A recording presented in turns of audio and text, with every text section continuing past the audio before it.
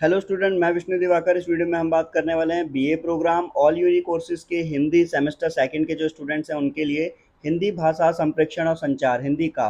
तो जिसमें हम लोग ऑलरेडी सारे लेसन्स कंप्लीट कर चुके हैं। आज की वीडियो होने वाली है, देखो यूनिट नंबर 1 के हमने दोनों लेसन कंप्लीट कर लिए, यूनिट नंबर 2 के भी हमने जो है तीनों लेसन कंप्लीट कर लिए। आज हम इसके अंदर बात करने वाले हैं लेसन नंबर 4 यानी कि संपादकीय लेखन के बारे में, ठीक है। और उसके बाद में ये बुक आपकी कंप्लीट हो जाएगी। और जैसा कि आप सभी को पता है एग्ज़ाम आपके बहुत ही ज़्यादा नज़दीक हैं, तो आप लोगों को जो है अपनी तैयारी भी अच्छे से करनी है। तो आज हम बात करने वाले हैं यूनिट नंबर 4 के बारे में, ठीक है। और यूनिट नंबर 2 का जो लेसन नंबर 4 है संपादकीय लेखन, उसके बारे में। तो वीडियो को हम देरी ना करते हुए स्टार्ट कर लेते हैं, ठीक है। तो चलिए स्टार्ट कर लेते हैं। हमारा लेसन नंबर 4 जो है आपका संपादकीय लेखन, ये यहाँ से आपका चलिए स्टार्ट हो जाता है, ठीक है। चलिए, तो लेसन नंबर 4 आपका यूनिट नंबर 2 से संपादकीय लेखन। आज ये लेसन कंप्लीट हो जाने के बाद आपकी पूरी की पूरी बुक कंप्लीट हो जाएगी। और आपके एग्ज़ाम के अंदर कोई भी क्वेश्चन आता है तो आपने अगर हमारे वीडियो लेक्चर्स देखे हैं तो आपको बिल्कुल ईजिली जो है वहाँ पर आंसर लिखने में दिक्कत नहीं होगी, ठीक है। संपादकीय लेखन क्या होता है,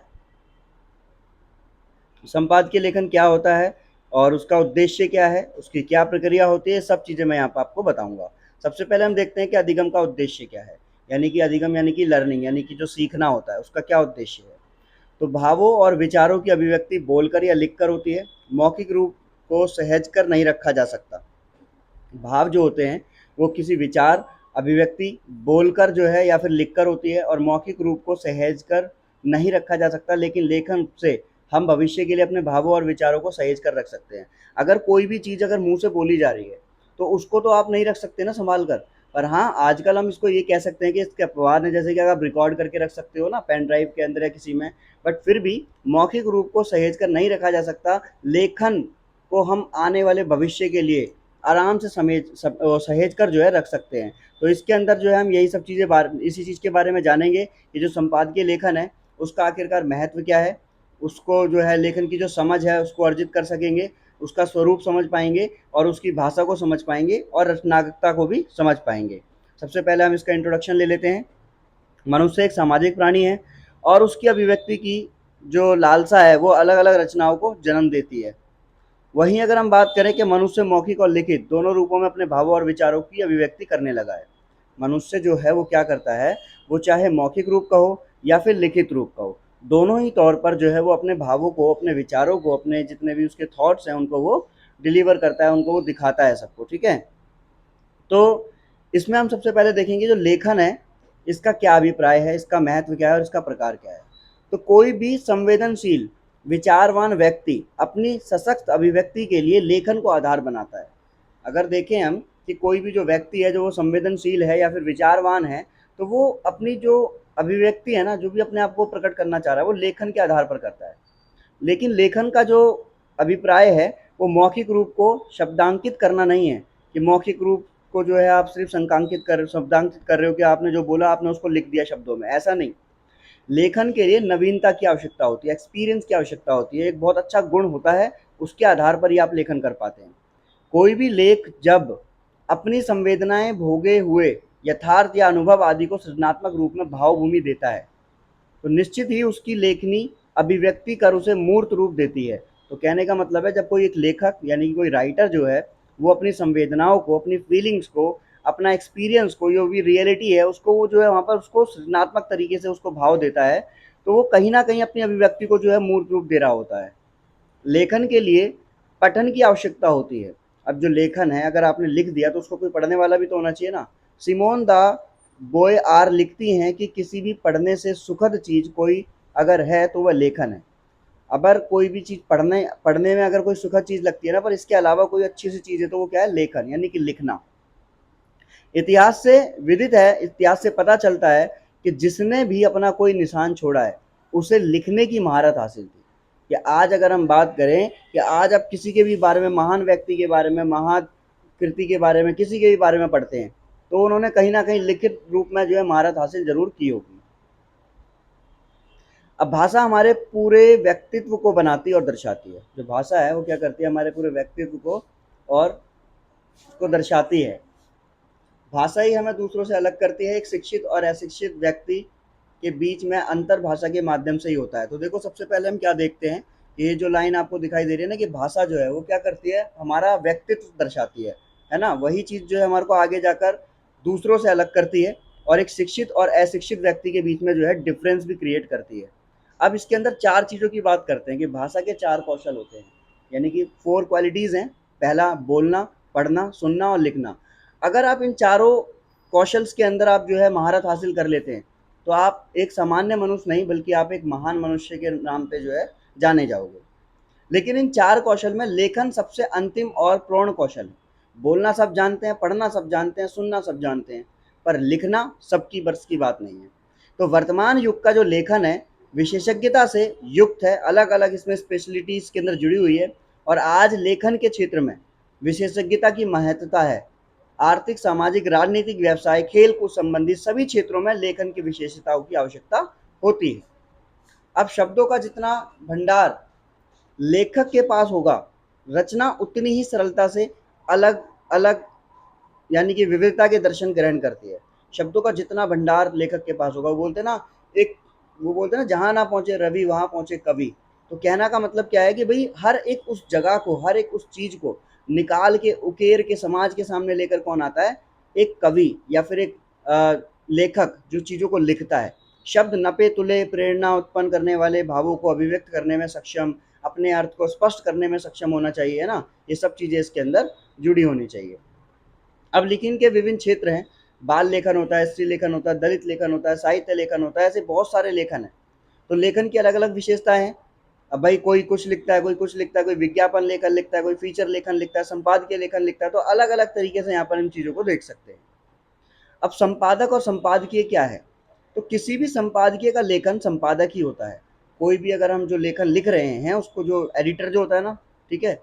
एडिटर, तो एडिटर जब एडिटिंग करता है किसी भी चीज़ को तो संपादकीय का लेखन जो है वही संपादक होता है जो किसी पत्र या पत्रिका से जुड़ा होगा। संपादकीय लेखन का कार्य वैसे तो मुख्य संपादक का होता है, लेकिन मुख्य संपादन के साथ-साथ ही जो उसके साथ में जो सहायक संपादक होगा, उप संपादक होगा, समाचार संपादक होगा, ये सब भी लेखन का काम करते हैं। संपादक किसी भी पत्र या पत्रिका का मुखिया होता है। उस पत्र या पत्रिका में छपने वाली सभी सामग्री का वही अधिकारी होगा और छपने वाली सभी सामग्री के विधि निषेध का निर्णय भी वही लेता है। ठीक है? अब संपादकीय किसी भी समाचार पत्र और पत्रिका की रीति नीति का दर्पण है। यह एक खिड़की है जिसके उस पार से समाचार पत्र की आवाज़ की मुखर नहीं होती, अपितु युग चेतना की अनुगूंज भी सुनाई देती है। बताया गया कि जिसके जिसके उस पार से समाचार पत्र की आवाज़ की मुखर नहीं होती। बोला गया है कि जो संपादकीय है ना, वो खिड़की है एक, है ना? ये खिड़की है जिसमें क्या होता है, उधर की तरफ से समाचार की आवाज़ नहीं दिखाई दे रही, परंतु युग चेतना की अनुगूंज भी सुनाई देगी। अब इसके माध्यम से समाचार पत्र उसके संपादक का व्यक्तित्व मुखरित होता है। इसीलिए जो समाचार पत्र है ना वो उसका एक माध्यम है ना? एडिटर जो होता है वो क्या करता है, समाचार पत्र में ही तो अपनी चीज़ों को एडिट करके डाल रहा है ना वो। तो ये सब चीज़ें आती है इसके अंदर। उसके बाद में आता है इसका स्वरूप। अब संपादकीय का स्वरूप क्या है? तो देखो जितना भी मैं आपको बता रहा हूँ कि आपको जो नॉर्मली जो ये मेन पॉइंट्स हैं इनको याद रखो और अपने आंसर लिखते समय सिर्फ ये मेन पॉइंट्स और जो-जो चीज़ें आपको सुनाई आ रही है वो आप उसके अंदर मेंशन कीजिए और लिख दीजिए। संपादकीय अग्रलेख संपादकीय स्तंभों में नियमित लिखा जाने वाला लेख होता है। अब जो संपादकीय अग्रलेख होता है ना, अब जितने भी संपादकीय स्तंभ होते हैं यानी कि जितने भी उनके कॉन्सेप्ट होते हैं उसके अंदर लिखे जाने वाला एक लेख है और इसकी शब्द सीमा कुछ भी हो सकती है, परंतु 500 से लेकर 1000 शब्दों तक होता है ये, ऐसा बोला गया है। अब संपादक द्वारा जो है खुद लिखा जाता है संपादकीय स्वरूप जो है। अब ये संपादकीय अग्रलेखन जो है वो इसी संपादकीय स्तंभों में से नियमित लिखे जाने वाला एक लेख है और इसकी शब्द सीमा कुछ भी हो सकती है, परंतु इसको 500 से 1000 शब्दों तक लिखा जाता है और इसको लिखता कौन है? खुद संपादक ही लिखता है। अपनी इच्छा और अधिकार से संपादक संपादकीय लेखन का दायित्व तो अपने किसी सुयोग्य विश्वास पात्र सहकर्मी को ही सौंप सकता है। ठीक है? जैसे सामूहिक समस्याएं, घटनाएं, विशेष समाचार पर संपादक की टिप्पणी होती है जो समाचार पत्र की रीति नीति को सामने रखता है, तो ये सब चीज़ें इसके अंतर्गत दिखती है। फिर संपादकीय भेद बताए गए हैं। अब संपादकीय विषय वस्तु की दृष्टि से कई प्रकार के हो सकते हैं। अब उनका स्वर कैसा होगा, उद्देश्य क्या होगा, है ना? किस मूल के हैं, क्या क्या बातें ध्यान रखनी है, वो सब चीज़ें यहाँ पर आपको देख कर चलना है। आगे अगर हम देखें यहाँ पर तो इसके कुछ यहाँ पर वर्गीकृत किया हुआ जैसे पक्ष समर्थक है, आलोचनात्मक है, आंदोलनात्मक है, व्याख्यानात्मक है, विविध संपादिक है। तो ऐसी संपादकीय के तत्व और गुण भी दिए गए हैं। अब एक अच्छे संपादकीय के लिए कुछ तत्व और गुण निर्धारित किए जाते हैं। महत्वपूर्ण समसामयिक घटना अथवा विशेष समाचार ईमानदारी, निष्पक्ष और विश्लेषण तथ्यों से प्राप्त निष्कर्षों और निजी मत, संक्षिप्त टिप्पणी, आत्मीयता, विश्वसनीयता, रोचकता, आलोचना, प्रशंसा, ये सब चीज़ें इसके अंतर्गत दिखी हुई।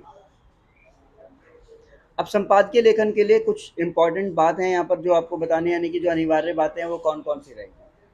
संपादकीय लिखना बहुत जिम्मेदारी का काम है।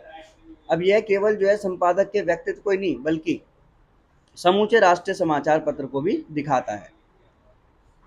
अब इसके अंदर क्या बोला गया कि कुछ सावधानियां बरतनी चाहिए, जैसे कि भाई विषय का सुव्यवस्थित चयन, एक विषय जो होगा वो बहुत अच्छा होना चाहिए। विषय या फिर समस्या की पृष्ठभूमि का अधिकाधिक ज्ञान होना चाहिए, उसके बारे में बहुत नॉलेज होनी चाहिए। संपेक्ष शैली में समस्या को सामने रखना आना चाहिए। समस्या का विश्लेषण करना, संतुलित निष्कर्ष करना ये होना चाहिए। विषय अनुरूप भाषा और शैली का प्रयोग, यथावश्यक उद्धारणा या फिर प्रसिद्ध कथनों का प्रयोग करना चाहिए। प्रभावशाली शीर्षक निर्माण, ठीक है, ये सब चीज़ें इसके अंतर्गत ध्यान रखनी चाहिए। संपादकीय भाषा कैसी हो। अब संपादकीय बहुत ही उत्तरदायित्वपूर्ण कार्य हो गया, इसीलिए ये समाचार पत्र की बौद्धिक क्षमता, उसकी तर्कशीलता, दूरगामी सोच, निष्पक्षता का पर्याप्त है। ठीक है। संपादकीय संपादक की सृजनात्मक शक्ति, बौद्धिक कौशल, संवेदना की कसौटी माना जाता है जिस पर उसे खरा उतरना होगा, और इसके लिए उसकी भाषा जो है वो बहुत ज़्यादा सरल होनी चाहिए। इतनी सरल भाषा होनी चाहिए कि समाचार पत्र में संपादकीय की भाषा समाचारों की भाषा से अलग और विशिष्ट होती है, जो कि सामने चीज़ों को पाठक को अच्छी तरीके से समझ में आ जाए। अब एक उदाहरण दिया गया है यहाँ पर, इस उदाहरण के साथ ही हमारी ये किताब खत्म हो जाएगी, यानी इस किताब के सारे अध्याय हम खत्म कर लेंगे। जैसे यहाँ पर देखा, जासूसी के आकाश में ये चंद गुब्बारे। अब ये जासूसी की दुनिया एक अरण्य है, यहाँ सहयोगी, मित्र, जोड़ीदार सभी एक दूसरे पर नज़र रखते हैं। तो पूरा एक ये क्या है, ये एक बताया गया है कि एक जो है यहाँ पर संपादक के द्वारा संपादकीय है जो उसने यहाँ पर दिखाया गया है हिंदुस्तान टाइम्स के अंदर। ठीक है।